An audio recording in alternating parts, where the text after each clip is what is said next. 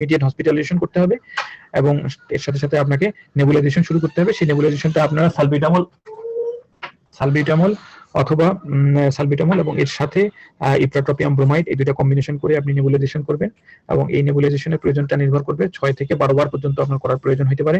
তার সাথে high flow oxygen দিবেন, 60% এর মতো অক্সিজেন। এবং এই ব্রঙ্কিয়াল অ্যাজমা পেশেন্টের ইমিডিয়েট একটা ট্রিটমেন্ট হচ্ছে যে এখানে পেশেন্টকে স্টেরয়েড দিতে হবে। পেশেন্ট যদি ওরালি ক্যাপেবল হয় টু ইনটেক মেডিকেশন খাওয়ার মতো যদি ওরালি ক্যাপেবল হয়, তাহলে কমপক্ষে আপনাকে প্রেডনিসোলন 40 মিলিগ্রাম ওরালি দিয়ে স্টার্ট করতে হবে। আর যদি পেশেন্ট মুখে খেতে না পারে, সেক্ষেত্রে হাইড্রোকর্টিসন 200 মিলিগ্রাম আইভি দিয়ে শুরু করতে হবে। হাইড্রোকর্টিসন সাধারণত আমাদের 100 মিলিগ্রাম ইয়েতে পাওয়া যায়, তবে যদি সিভিয়ার কেসে আসে সেক্ষেত্রে আপনাকে দুই ভায়াল বা 200 মিলিগ্রাম দিয়ে আমাকে কিন্তু ইমিডিয়েট পেশেন্টকে ম্যানেজ করতে হবে। এছাড়াও আপনার পেশেন্টকে অ্যাডমিট করার পরে আমরা সালবিটামল বললাম, সালবিটামলের সাথে ইপ্রাট্রোপিয়াম ব্রোমাইড দিয়ে আমরা নেবুলাইজেশন করতে পারি অথবা কন্টিনিউয়াস সালবিটামল নেবুলাইজেশন করতে পারি। এবং কিছু সিভিয়ার অ্যাজমার ক্ষেত্রে আমাদের ইন্ট্রাভেনাস ম্যাক্সালফ, যেটা আমরা এক্লামশিয়া বা প্রি এক্লামশিয়াতে ব্যবহার করে থাকি, সাধারণত এই ইন্ট্রাভেনাস ম্যাক্সালফটাও আমরা ব্যবহার করে থাকি। এবং কোনো পেশেন্টের ক্ষেত্রে যদি কোনো আমার কন্ট্রাইন্ডিকেশন না থাকে, তাহলে অ্যামাইনোফাইলিন বা থিওফাইলিন, যে অ্যামাইনোফাইলিনের ইউজুয়ালি সাধারণত আমরা ড্রিপ ব্যবহার করে থাকি আর কি। হ্যাঁ, প্রথমে লোডিং ডোজ দিয়ে এরপর একটা মেইনটেনেন্স, যদি না আমার কোনো কন্ট্রাইন্ডিকেশন না থাকে, হ্যাঁ, যেমন কার্ডিয়াক অ্যারিথমিয়া বা অন্য কোনো হার্ট ডিজিজ, এগুলো যদি না থাকে, ফ্লুইড এবং ইলেকট্রোলাইট ব্যালেন্সগুলো আমরা সাধারণত কন্ট্রোল করে থাকি আর কি। এটা সাধারণত অ্যাকিউট অ্যাজমার আমরা ম্যানেজমেন্ট দিয়ে থাকি। এই অ্যাকিউট অ্যাজমার ম্যানেজমেন্ট সেটেল হওয়ার পরে পেশেন্টকে আমরা তখন যে সমস্ত ক্রনিক অ্যাজমার পেশেন্ট আছে, সেই ক্রনিক অ্যাজমার ক্ষেত্রে ম্যানেজমেন্টটা ইউজুয়ালি সাধারণত দিয়ে থাকি হচ্ছে আপনার স্টেপ ওয়াইজ ম্যানেজমেন্ট দিয়ে থাকি। হ্যাঁ, এখানে আমাদের বেশ কয়েকটা স্টেপ আছে। প্রথম স্টেপটাতে সাধারণত আমরা সব পেশেন্টকে একটা শর্ট অ্যাক্টিং ব্রঙ্কোডাইলেটর দিয়ে থাকি, হ্যাঁ, যেটাকে সংক্ষেপে আমরা বলি হচ্ছে সাবা, শর্ট অ্যাক্টিং ব্রঙ্কোডাইলেটর। এই সাবাটা আমরা সবাইকে দিয়ে থাকি। এই সাবাটাকে আমরা ইউজুয়ালি হচ্ছে ডিমান্ড বেসিসে ইউজুয়ালি আমরা ব্যবহার করতে বলি, যখন প্রয়োজন হবে তখন ব্যবহার করতে বলি আর কি।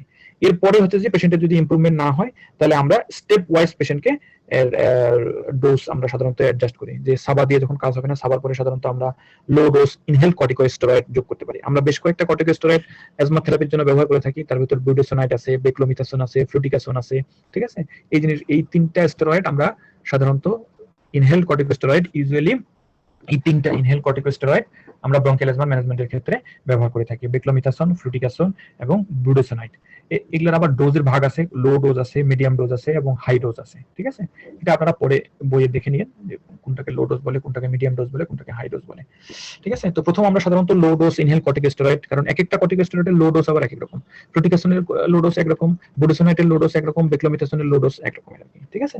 So low dose inhale corticosteroid আমরা এরপরে দিব। শর্ট অ্যাক্টিং বিটা 2 অ্যাগনিস্ট দেওয়ার পরে যদি কন্ট্রোল না হয়, তাহলে আমরা চলে যাব হচ্ছে এর সাথে যোগ করব হচ্ছে লো ডোজ ইনহেল কর্টিকোস্টেরয়েড। এবং লো ডোজ ইনহেল কর্টিকোস্টেরয়েড দেওয়ার পরে যদি পেশেন্টের কাজ না হয়, পরের স্টেপে আমাদের এর সাথে আমাদের লং অ্যাক্টিং ব্রঙ্কোডাইলেটরগুলো যোগ করতে হবে, লাবা। হ্যাঁ, এটাকে আমরা বলি হচ্ছে লাবা, লং অ্যাক্টিং ব্রঙ্কোডাইলেটর, ঠিক আছে। লং অ্যাক্টিং ব্রঙ্কোডাইলেটর এগুলোর সাথে আমরা কম্বিনেশন দিব। সাবাটা আমরা বা শর্ট অ্যাক্টিং ব্রঙ্কোডাইলেটরটা হচ্ছে পেশেন্ট অন রিকোয়ার্ড বেসিসে ব্যবহার করবে। এরপরে কাজ না হলে পেশেন্টকে লো ডোজ ইনহেল কর্টিকোস্টেরয়েড দেব। এরপরে কাজ না হলে লো ডোজ ইনহেল কর্টিকোস্টেরয়েডের সাথে আমি লাবা যোগ করব, ঠিক আছে। তারপরে যদি আমার পেশেন্টের রেসপন্স না হয়, তাহলে low dose inhale corticosteroid dose বাড়াই দিয়ে আমি মিডিয়াম ডোজ বা ডোজ করে দেবো, ইনহেল কর্টিকোস্টেরয়েড করে দেবো। এরপরে যদি আমার কন্ট্রোল না হয়, তাহলে মিডিয়াম ডোজ ইনহেল কর্টিকোস্টেরয়েড থেকে আমি high dose inhale corticosteroid therapy দিব। এবং এর পাশাপাশি পেশেন্টের অগমেন্টেশন থেরাপি হিসেবে, এডিশন হিসেবে আমরা আরেকটা ড্রাগ ইউজ করতে পারি, সেটা হচ্ছে লিউকোট্রাইন রিসেপ্টর অ্যান্টাগনিস্ট। হ্যাঁ, যে মন্টেলুকাস, জাফিলুকাস, যে ইয়েগুলো আছে, লিউকোট্রাইন রিসেপ্টর অ্যান্টাগনিস্ট, এই লিউকোট্রাইন রিসেপ্টর অ্যান্টাগনিস্টগুলো আমরা ব্যবহার করতে পারি। এবং এর সাথে হচ্ছে আমরা যে আলোচনা করলাম যে অ্যামাইনোফাইলিন বা থিওফাইলিন, এগুলোকে আমরা অ্যাড অন থেরাপি হিসেবে ব্যবহার করতে পারি আর কি। এরপরেও যদি পেশেন্টের আপনার ইমপ্রুভমেন্ট না হয়, সেক্ষেত্রে পেশেন্টকে আমরা হয়তো লো ডোজ কর্টিকোস্টেরয়েড থেরাপি আমরা ব্যবহার করতে পারি, অথবা কর্টিকোস্টেরয়েড স্পেয়ারিং কিছু ড্রাগ আছে, যেমন মিথোট্রেক্সেট আছে, এবং কিছু হচ্ছে রিসেন্টলি কিছু আমাদের মনোক্লোনাল অ্যান্টিবডি ওমালিজুম্যাব, তারপরে হচ্ছে এই ওমালিজুম্যাবটাই সবচেয়ে বেশি ব্যবহার করা হয় আর কি। তো এই ইয়েগুলোকে আমরা ইউজ করতে পারি। এই প্রত্যেকটাই হচ্ছে আমরা স্টেপ ওয়াইজ আমরা আগাবো আর কি। প্রথম শুরু করব হচ্ছে একটা শর্ট অ্যাক্টিং ব্রঙ্কোডাইলেটর দিয়ে, ঠিক আছে, সালবিটামল, যেটা অ্যাজমাসল বা এই ধরনের নামে পাওয়া যায়, সালবিটামল নামে পাওয়া যায়। এই অ্যাজমাসলটা দিয়ে বা সালবিটামল দিয়ে আমরা হচ্ছে এসওএস হিসেবে ব্যবহার করব। এরপরে কাজ না হলে এটার সাথে একটা লো ডোজ ইনহেল কর্টিকোস্টেরয়েড যোগ করব। লো ডোজ ইনহেল কর্টিকোস্টেরয়েড যদি আমার কাজ না হয় তাহলে এর সাথে আমরা লং অ্যাক্টিং ব্রঙ্কোডাইলেটর যোগ করব। এরপরে যদি কাজ না হয় তাহলে ইনহেল কর্টিকোস্টেরয়েডটাকে লো ডোজ থেকে মিডিয়াম ডোজে কনভার্ট করব। এরপরে যদি কাজ না হয় তাহলে মিডিয়াম ডোজটাকে আমরা হাই ডোজে কনভার্ট করব। এরপরে যদি আমার কাজ না হয় তাহলে আমি এটার সাথে লিউকোট্রাইন রিসেপ্টর অ্যান্টাগনিস্ট যোগ করব অথবা অ্যামাইনোফাইলিন থিওফাইলিন যোগ করতে পারি। ঠিক আছে, এরপরে যদি কাজ না হয় তাহলে আমি এটাকে তার সাথে হয়তো অ্যান্টিমাস্কুলিনিক ড্রাগগুলো আমরা ব্যবহার করতে পারি। ঠিক আছে, ইপ্রাট্রোপিয়াম বা ট্রায়োট্রোপিয়াম এগুলো সাধারণত আমরা ব্যবহার করে থাকি।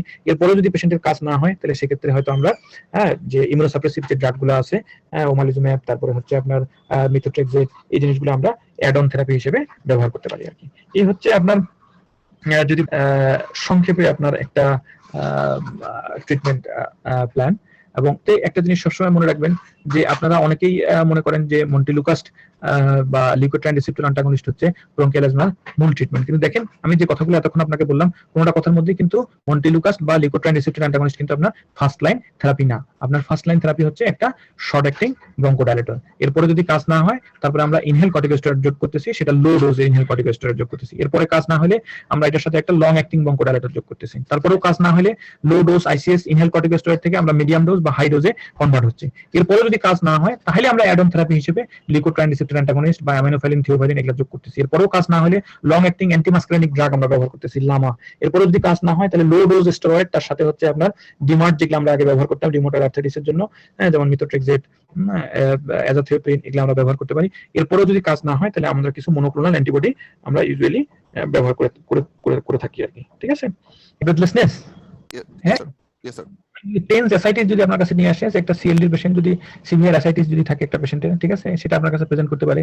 যদি আপনার প্যানক্রিয়াটাইটিস হয়, প্যানক্রিয়াটাইটিস হলে মাল্টি সিস্টেমের, একটু আগে প্যানক্রিয়াটাইটিস বললেন, এই প্যানক্রিয়াটাইটিসে যদি মাল্টি সিস্টেম ইনভলভমেন্ট হয়, প্যানক্রিয়াটাইটিস একটা ইআরডিএস এর একটা ইম্পর্টেন্ট কারণ, সেক্ষেত্রে আপনার ইআরডিএস হলে পালমোনারি ইনভলভমেন্ট হবে, লাং ইনভলভমেন্ট হবে, সেখান থেকে জিআইটি ইনভলভমেন্ট হতে পারে। ঠিক আছে, জিআইটির কোনো ম্যালিগনেন্সি যদি লাংসে মেটাস্টেসিস হয় সেটাও আপনার কাছে রেসপিরেটরি ডিস্ট্রেস নিয়ে আসতে পারে। হ্যাঁ, জিআইটির কোনো সাথে এই তিনটা তোমাকে পয়েন্ট বললাম। একটা বললাম যে হচ্ছে এক্সারসাইজ করলে এফইভি1 কমে যাবে 15%, 6 মিনিট এক্সারসাইজ করলে এফইভি1 15% বা তার বেশি কমে যাবে, এই একটা পয়েন্ট। অথবা যদি ব্রঙ্কোডাইলেটর থেরাপি অথবা স্টেরয়েড ট্রায়াল থেরাপি দেওয়ার পরে যদি তোমার এফইভি1 12% এর উপরে যায় তাহলে সেটা হচ্ছে একটা ডায়াগনস্টিক। আর ডায়নোনাল ভেরিয়েশন যদি 20% বা তার বেশি হয় পরপর 3 দিন 2 সপ্তাহ যদি এরকম ঘটনা ঘটে তাহলে সেটা যে কোনো একটা পয়েন্ট তুমি পিক আপ করলে তোমার ডায়াগনোসিস করতে পারবা। তিনটা যদি থাকে তাহলে তার ভালো। জি স্যার, থ্যাংক ইউ স্যার। অতটা সিগনিফিকেন্ট না, স্টেরয়েড এটা সবসময় মনে রাখবেন। ব্রঙ্কিয়াল অ্যাজমা ট্রিটমেন্টে গুরুত্বপূর্ণ একটা ড্রাগ হচ্ছে যে ব্রঙ্কোডাইলেটর এবং স্টেরয়েড।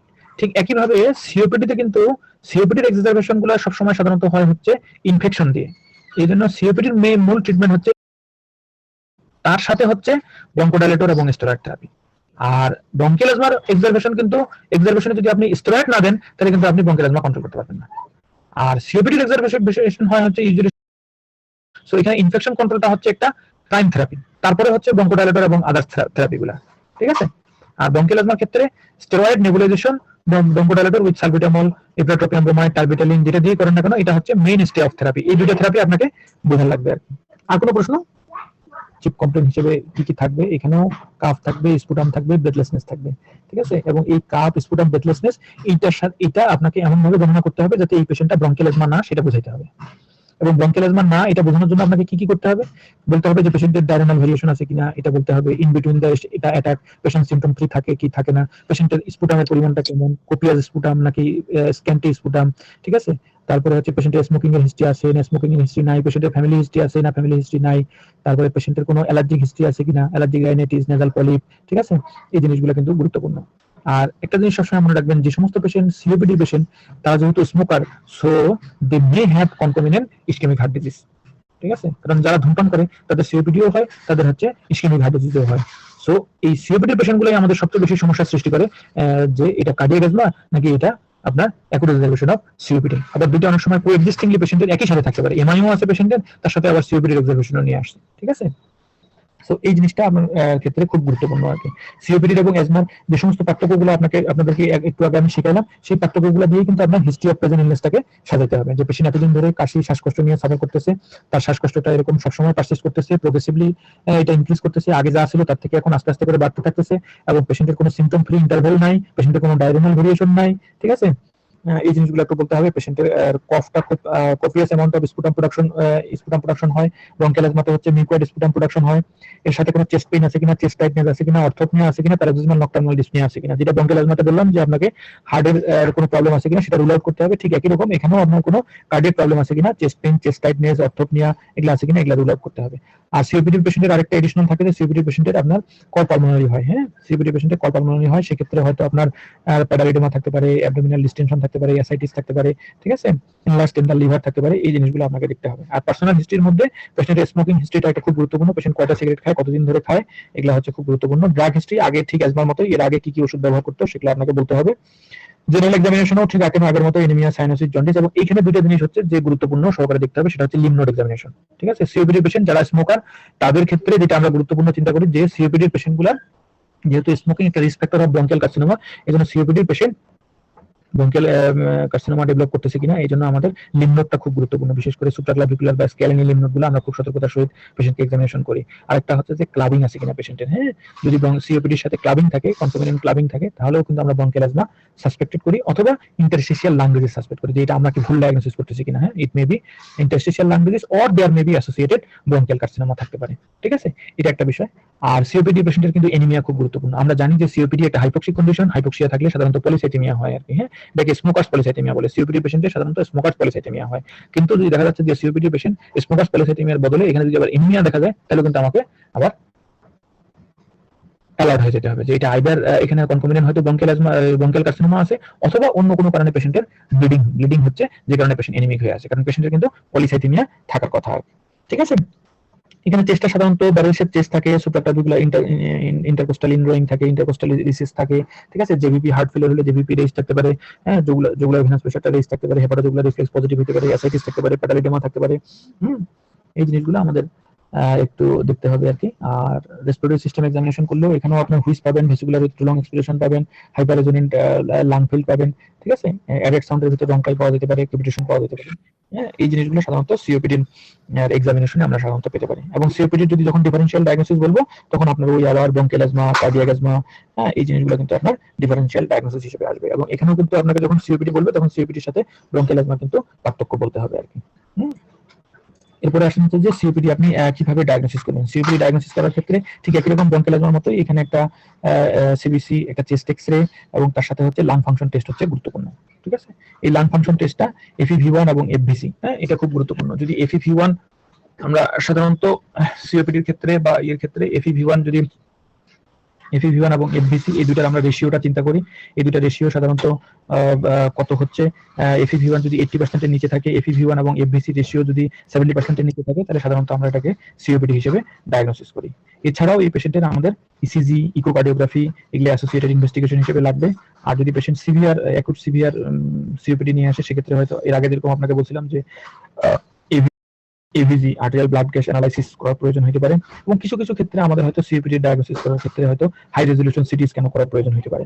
আর যদি পেশেন্টের কাফ থাকে, ওই স্পুটাম প্রোডাকশন থাকে, আমরা একটু স্পুটামটা কালচার সেন্সিটিভিটি করি আর কি। ঠিক আছে, তাহলে কোন অর্গানিজম দিয়ে এটার এক্সারবেশনটা হচ্ছে, এটার অ্যান্টিবায়োটিক সেন্সিটিভিটি প্যাটার্ন, এটা কিন্তু আমরা দেখতে পারি। তাহলে সিওপিডি পেশেন্টের যদি আমাকে ইনভেস্টিগেশন করতে বলে, তাহলে আমরা বলবো যে স্যার আমরা একটা কমপ্লিট ব্লাড কাউন্ট করবো, একটা চেস্ট এক্স-রে করবো, লাং ফাংশন টেস্ট করবো। এই লাং ফাংশন টেস্টের ভিতরে আমরা এর আগে ব্রঙ্কিয়াল অ্যাজমার লাং ফাংশন টেস্ট করলাম, এখন সিওপিডি লাং ফাংশন টেস্টের ভিতরে আমরা FEV1 লেস দ্যান 80% পাবো, FEV1 এবং FVC রেশিওটা লেস দ্যান 70% পাবো। ঠিক আছে, এর সাথে আমরা ইসিজি করব। ইসিজি কেন করব? কনকমিনেন্ট কোনো পালমোনারি ডেভেলপ করছে কিনা, রাইট ভেন্ট্রিকুলার হাইপারট্রফি ডেভেলপ করছে কিনা, অথবা কনকমিনেন্ট কোনো ইসকেমিক হার্ট ডিজিজ আছে কিনা, এটার জন্য আমরা ইসিজি করব।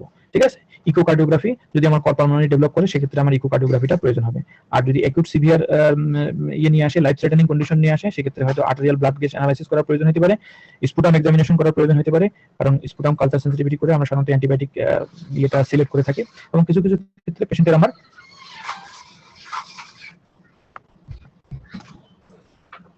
প্রয়োজন হইতে পারে।